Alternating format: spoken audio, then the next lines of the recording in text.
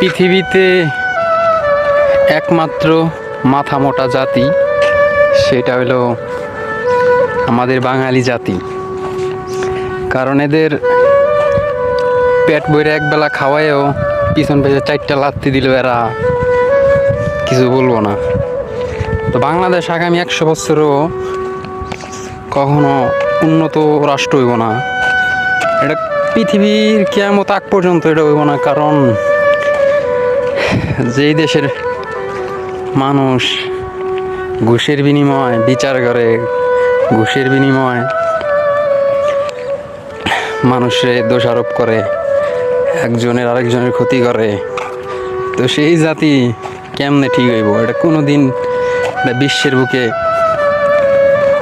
বাংলাদেশ উন্নত দেশ হইব না। বাংলাদেশের মানুষ একটা জিনিস কখনো নিজের মাথার জ্ঞান বুদ্ধি এগুলা বিবেচনা করে না যে কোনটা ভালো হইব কোনটা খারাপ হইব। যে 500 টাকা দিব, 1000 টাকা দিব, তার কথাই কইব। কিন্তু সে ভুল করে নাকি সঠিক করে এটা বিবেচনা করে না। আর এই কারণে আজকে বাংলাদেশ এই পরিস্থিতি। তো ইনশাল্লাহ দোয়া করি, যদি কোনো দিন বাংলাদেশ জামাত ইসলাম ক্ষমতায় আসে, ইনশাল্লাহ বাংলাদেশ উন্নত হবে এবং এটা আরব কান্ট্রির মতো এরকম উন্নত হবে ইনশাল্লাহ।